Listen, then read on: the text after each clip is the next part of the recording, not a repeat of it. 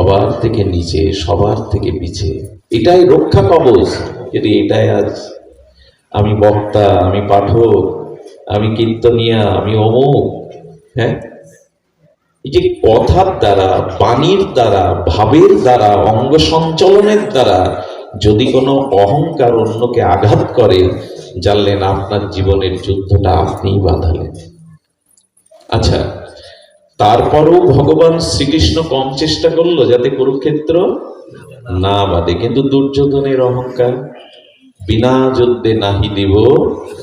হ্যাঁ, এটা কি দৈন্যের কথা, মীমাংসার কথা? দাদা, এটা মীমাংসার কথা। বিনা যুদ্ধে নাহি দিব।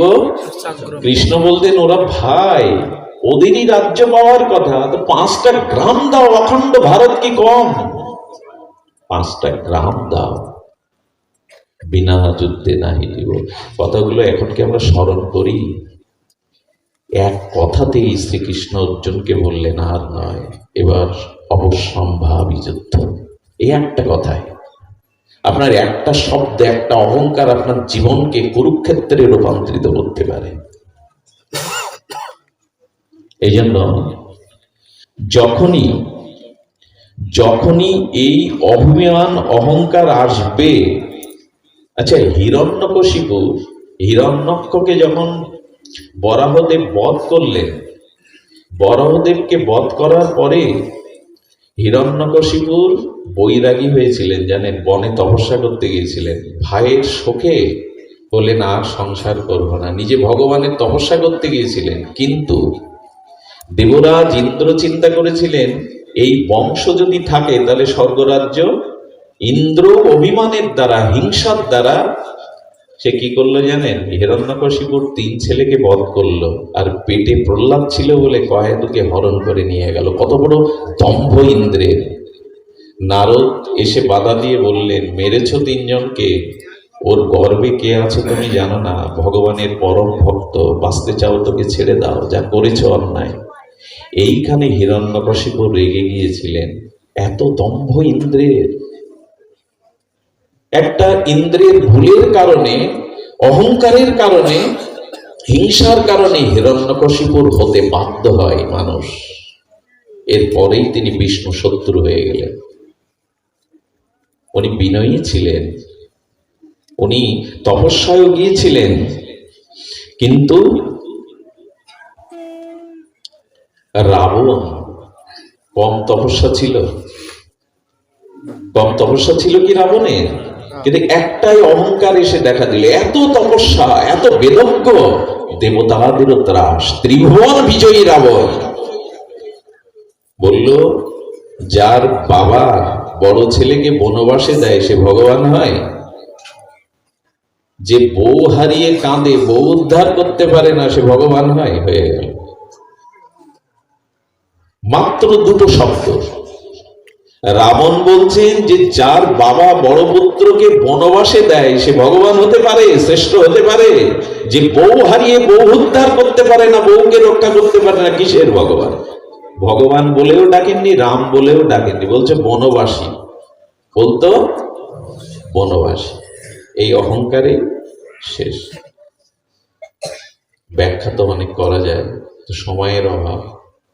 এই জন্য লোভ, মোহ, অহংকার, এই দিকে বিবেকের সিসি ক্যামেরাটা দিয়ে দিন, আমার মধ্যে কতটা কাজ করছে। যদি দিয়ে দিতে পারি তাহলে আমরা একটা পথ পাবো, একটা পথ খুঁজে আমরা অবশ্যই পাবো। শুধু ভক্তগণ, আমি আজকে একটা নতুন কথা শোনাই আপনাদের। আচ্ছা, টাইম পাস মানে কি দাদা? সময় অতিবাহিত করে, এই শব্দটা মনে হয় খুব পরিচিত। টাইম পাস হচ্ছে তো, বলা হচ্ছে দাদা, শব্দটা উচ্চারণ ঠিক হয়েছে? টাইম পাস, এটা আমরা করি তো, টাইম পাস করি তো আমরা। টাইম পাস কাকে বলে?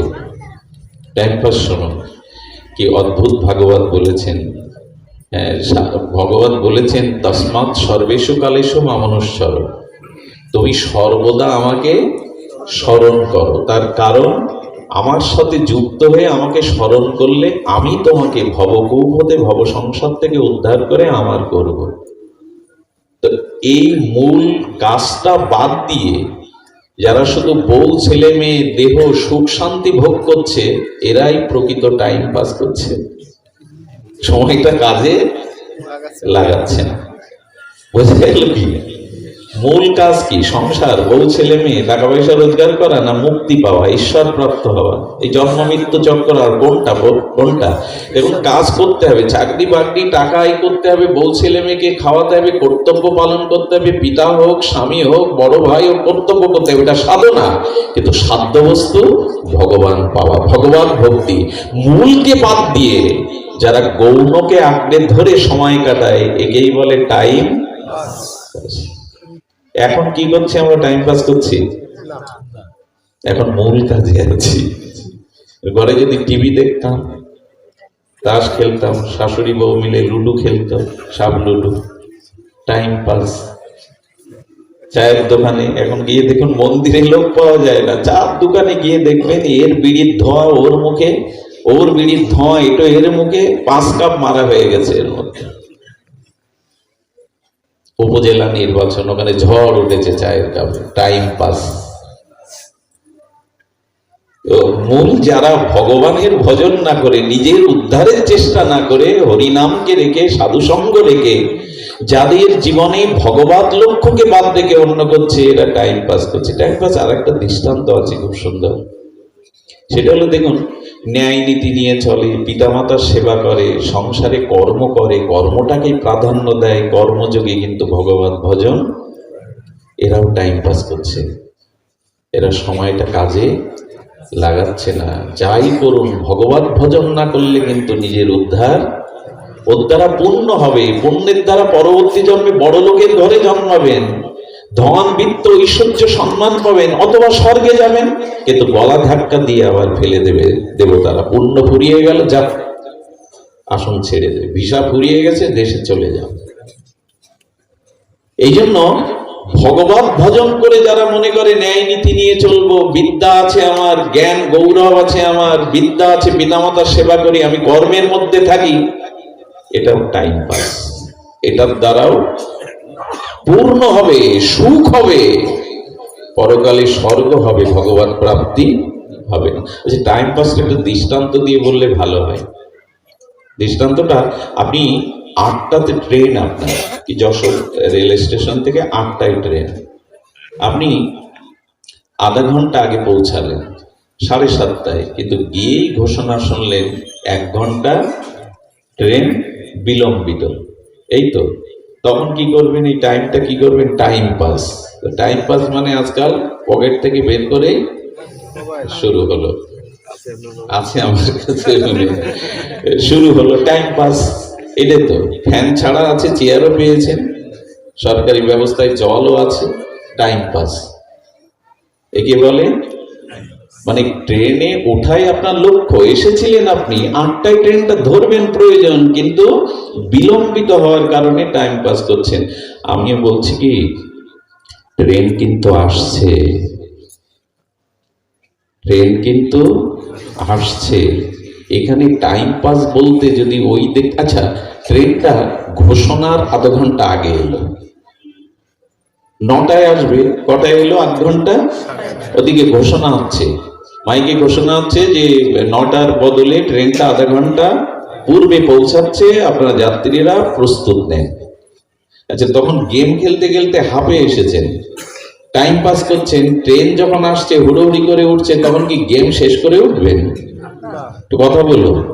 যেটা দেখছিলেন ছবিটা বা গেমটা, ওটা শেষ করে উঠবেন, না ওটা বন্ধ করেই উঠবেন? গোবিন্দ বললেন, মৃত্যুরূপ ট্রেনটা আমি পাঠাচ্ছি, যে টাইম পাস করে ব্যস্ত আছে, যাতে ওগুলো ফেলে তাড়াতাড়ি উঠে এসো। ওইগুলো থাকলে, টাইম পাস করতে থাকলে ট্রেন আবার হারিয়ে ফেলবে, ট্রেন আবার হারিয়ে ফেলবে, আবার হারিয়ে ফেলবে। তার মানে বলছে ভগবান বৈরাগ্য রূপ ট্রেন পাঠিয়েছেন। কি রূপ? বৈরাগ্য রূপ ট্রেন। এখন টাইম পাস যা যা করছি, ওইগুলো ট্রেন আসলে কিন্তু আর দেরি করা, ওই মোবাইল টেল মোটামুটি বন্ধ করে ছুটতে হবে, তেমন বৈরাগ্যর ট্রেনে আমাদের উঠতেই হবে। যদি না ওঠেন তাহলে ওই টাইম পাস করতে করতে এই কোটি কোটি জন্ম এভাবে টাইম পাসই হবে, মূল লক্ষ্যে পৌঁছানো জন্ম মৃত্যু জরারাদি থেকে নিজের নিষ্কৃতি কোনোদিনই নয়। জীবনের সময়টা কাজে লাগান, একটি মুহূর্তও যেন বৃথা ব্যয় না হয়।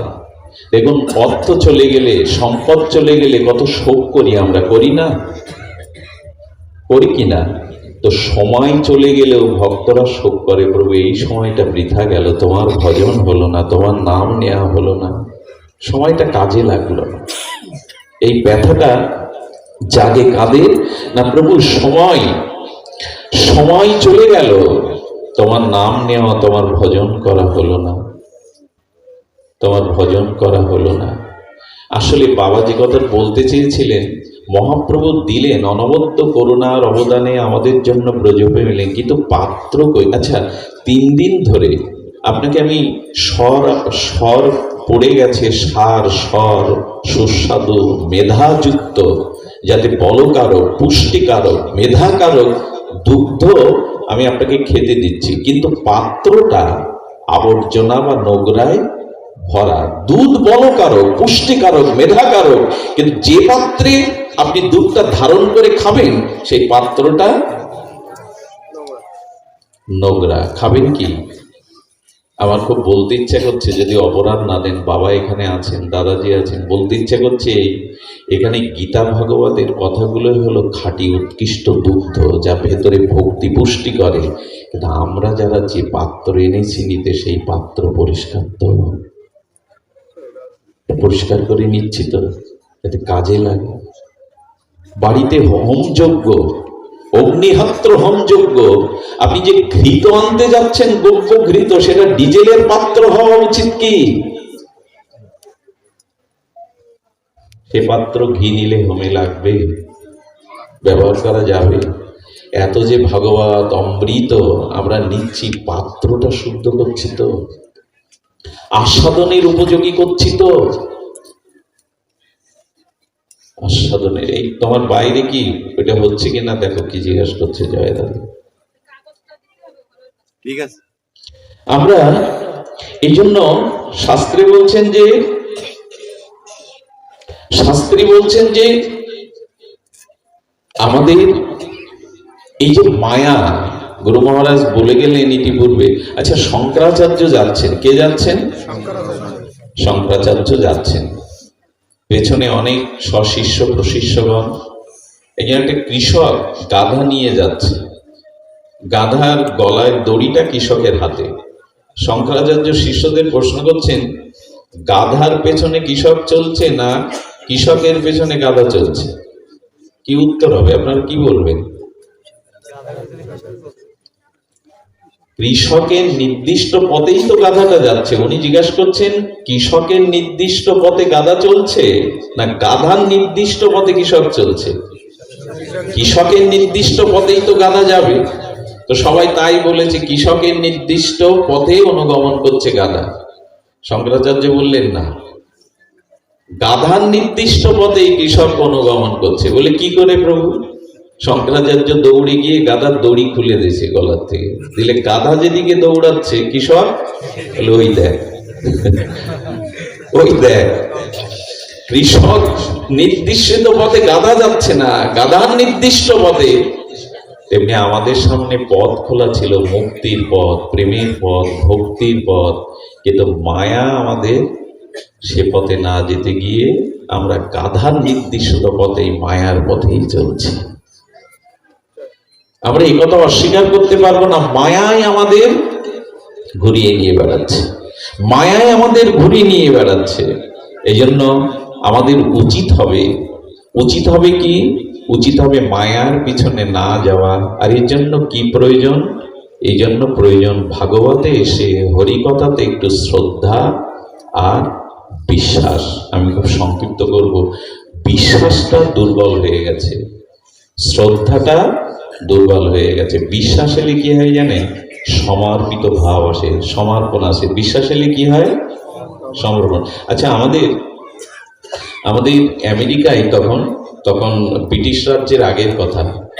তো সে সময় আমাদের দক্ষিণ ভারতে উদয় শঙ্কর একজন রাজা ছিলেন, তিনি বিলেতেই থাকতেন।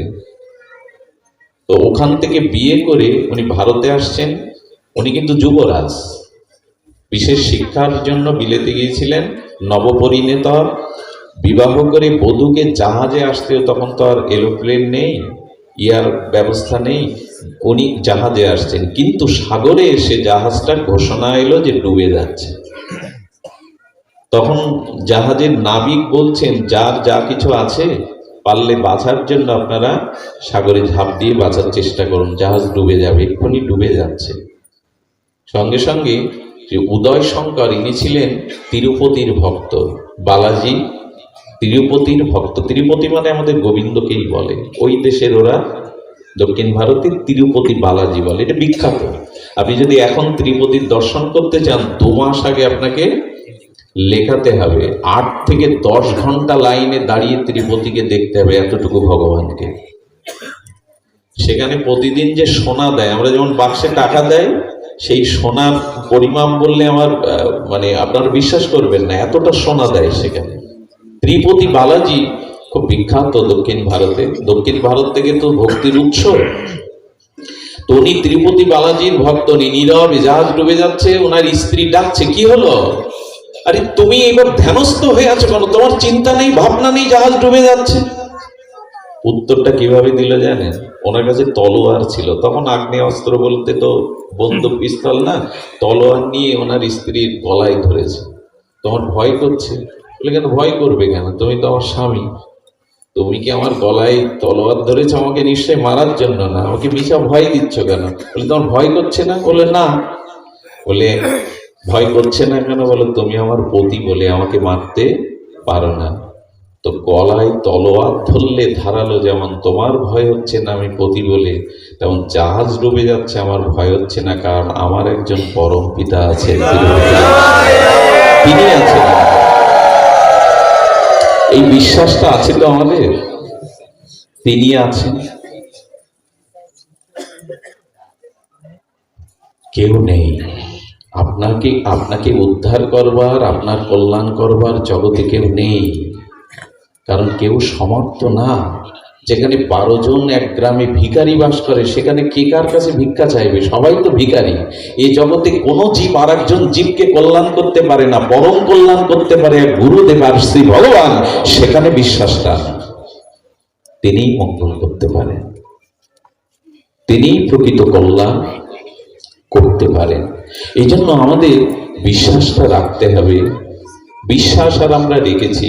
দেখুন, অনেকেই আমরা ভগবান মানি। আচ্ছা, এখানে যারা কেউ আছেন, আমি যদি ব্যক্তিগতভাবে সবাইকে জিজ্ঞাসা করি ভগবান মানেন, কি উত্তর আসবে? সকলেই বলবে ভগবান মানি। আচ্ছা, ভগবান মানি, আমি সত্তাকে মানি, ঈশ্বরকে মানি, কিন্তু তাকে যদি প্রশ্ন করেন ঈশ্বরকে কি জানো? কেউ বলছে আমি ঈশ্বরের সত্তাকে মানি, এবার প্রশ্ন করুন তাকে, তুমি ঈশ্বরকে জানো? 99% লোকের উত্তর দিতে পারবে না। ঈশ্বরকে জানা মানে ঈশ্বরের স্বরূপ কি, ঈশ্বর তত্ত্ব কি, অখণ্ড পরতত্ত্ব পরম ব্রহ্ম কাকে বলে, ভগবানের স্বরূপ, ভগবানের ধাম, ভগবানের ক্রিয়া কি, এ বলতে পারবে না। আরেক শ্রেণী ভাগ করেছে শাস্ত্রকারগণ, সে বলে আমি ভগবান জানি।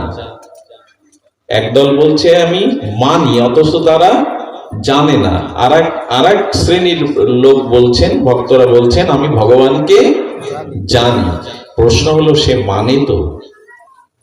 জানার মানার ভিতরে অন্তরটা কোথায়, খুব ধ্যান দিয়ে শুনতে হবে। যদিও রাত হচ্ছে, আপনাদের কষ্টের কারণ হচ্ছে। জানার মানাটা কি? যিনি মানেন আমি সত্তাকে মানি, আমি ঈশ্বরকে মানি, তিনি স্বরূপত তত্ত্বত পরম ব্রহ্মের অখণ্ড তত্ত্বকে জানেন না। আর যিনি জানেন বলছেন, তার কাছে প্রশ্ন করুন কিভাবে জানো? তিনি বলবেন ঈশ্বর পরম ব্রহ্ম, ঈশ্বর সর্বব্যাপক, সর্বং খলিদং ব্রহ্ম, ঈশ্বর সর্বকিছুর নিয়ন্তা। আমরা যা ক্রিয়া করি তিনি সাক্ষী স্বরূপ, তিনি দ্রষ্টা স্বরূপ, তিনি সৎকর্ম অসৎকর্মের ফল দণ্ড দাতা। এই তো ঈশ্বরকে জানা মানে তো এই। আচ্ছা, উনি যে বললেন আমি জানি, এভাবে বললেন ঈশ্বর সর্বব্যাপক, ঈশ্বর নিরাকার, তিনি সর্বস্থানে যার অবস্থিতি, যার ব্যাপ্তি, যার পরিব্যাপ্তি, এভাবে বললেন। এবার তাকে প্রশ্ন করুন, ঈশ্বর চেতন না জড়? এই টেবিলটা হলো জড়, এ নিজের ইচ্ছায় নিজেকেও চেনে না, অন্য কেউ চেনে না। আর চিৎ বস্তু নিজেকেও জানে, অন্য কেউ জানে। ঈশ্বর জড় না চেতন? কথা বলুন। চেতন।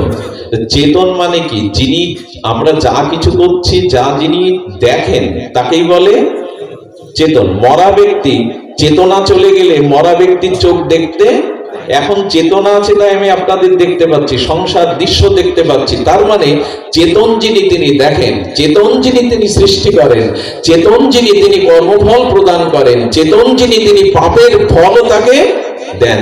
তা যিনি চেতন, যিনি চৈতন্যময়, তিনি সৃষ্টি স্থিতি প্রলয়ের অধিকর্তা, আমাদের সমস্ত কর্মের দ্রষ্টা। গীতা এই জন্য বলেছেন গতির ভর্তা প্রভু সাক্ষী নিবাস সারানাং শ্রুড়িল প্রভাব প্রলয়ং স্থানাং নিধানানাম বীজম অব্যয়ম। আমি সমস্ত কিছুর বীজ, আমি গতি, আমি ভর্তা, তোমাদের সমস্ত কর্মের সাক্ষী আমি। ভগবান হলো সর্বাদি সাক্ষী ভূতম। আচ্ছা, তাই যদি আমি ভগবানকে জানি যে তিনি সকল কাজে সাক্ষী স্বরূপ, অন্যায় কর্ম করলে আমাকে প্রারব্ধ ভুগতে হবে, আর ন্যায় বা শাস্ত্রীয় কর্ম করলে আমি ভগবানের কাছে পুরস্কৃত হবে, এটা জানা মানেই তো ঈশ্বরকে জানা। এখন প্রশ্ন হচ্ছে, মানি তো? আমি অন্যায় কর্ম করলে আমাকে ফল ভোগ করতে হবে, এটা জানা মানে ঈশ্বরকে জানা, তিনি সাক্ষী স্বরূপ, মানি তো? ভালো দৃষ্টান্ত এলো, এই যে বিদ্যুতের তার এসছে, এটা কোনো জায়গায় যদি লিক হয়ে যায়, কভারটা লিক হয়ে যায়, ওখানে আপনাদের সামনে কেউ হাত দিতে গিয়ে যদি বিদ্যুৎ স্পৃষ্ট হয়ে আঘাতপ্রাপ্ত হয়ে পড়ে যায়, এখানে আর কেউ আছেন ওখানে হাত দেবেন? একটু বলুন সকলে, কেন দেবেন না? জেনে গেছেন ওখানে হাত দিলেই সর্বনাশ। এটা যখন জানেন তখন আপনি মানছেন যে বিদ্যুতের তারে হাত দেওয়া। যখন আপনি জানছেন যে ঈশ্বর আপনার হৃদয়ে আছে, ঈশ্বর সৎকর্ম করলে পুরস্কৃত করে, অসৎকর্মের ফল ধ্বংস, তখন আপনি মানছেন না, মানে আপনি ঈশ্বরকে মানেন, জানেন। সেই দিনই দাবি করতে পারবো আমি ঈশ্বরকে জানি, মানি, যেদিন আমার দ্বারা অশাস্ত্রীয় কোনো কর্ম আর হবে না। ক্ষুধার্ত ব্যক্তির সামনে খাদ্য দিলেন, উপাদেয় খাদ্য, আস্বাদ্য খাদ্য, কিন্তু দুপোটা বিষ মিশিয়ে দিলেন, খাবেন? আপনি জেনে গেছেন এ খাদ্য বিষক্রিয়া, এ খেলে বাঁচবো না, খাবেন কি? যতই ক্ষুধা থাকো খাবেন না। রবীন্দ্রনাথ বললেন, খাবো না বললে কি আর হয়, আমি জেনে শুনে বিষ করেছি। কবিগুরু বললেন, আমি জেনে শুনে বিষ করেছি পান, জেনে শুনেই বিষ পান করছি। আমাদের বাঁচাবে কি ব্রহ্মা? মনে হও পারবে না। জেনে শুনে যে বিষ পান করছে তাকে কে বাঁচাবে গো? ব্রহ্মাও কি করে আপনাকে বাঁচাবে বলুন তো? আসুন সিসি ক্যামেরাটা বিবেকের দিকে ধরি। এক চোর তার ছেলেকে গুরু আশ্রমে পাঠিয়েছেন, আমি তো ধর্মকর্ম করলাম না, মানুষ হলাম না, তুই হ।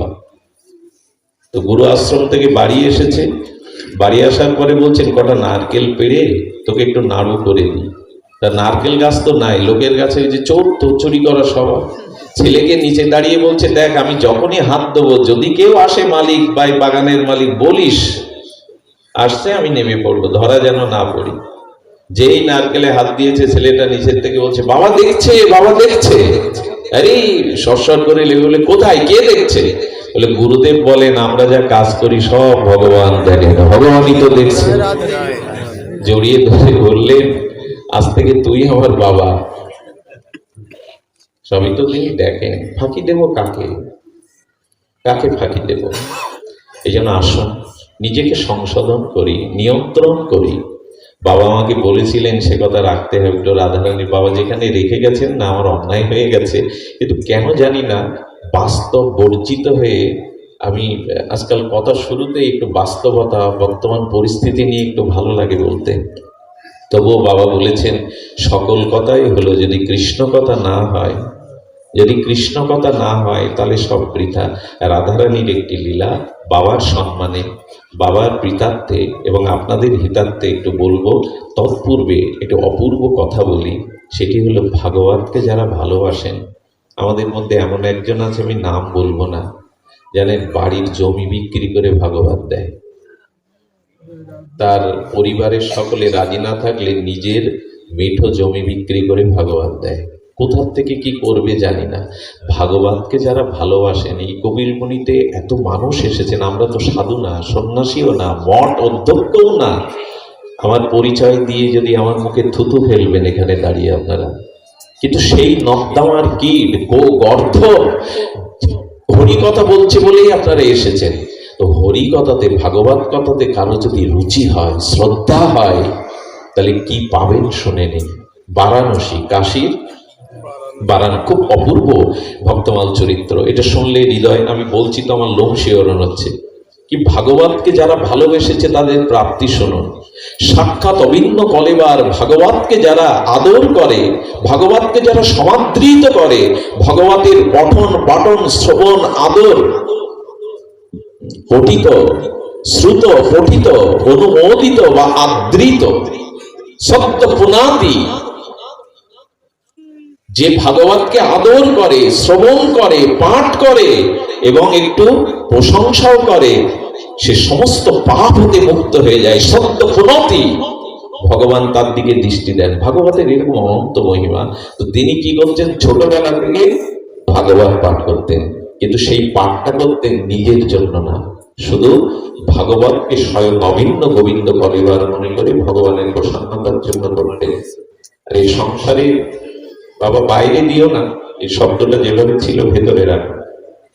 কি হয়েছে, কিছু মানুষ আছে যারা ভগবানকে প্রসন্নতার জন্য ভাগবত পাঠ করে। দেখুন, যারা পাঠ করি আমরা, আমাদের উচিত হলো এখানে কেউ নেই এরকম ভাবা।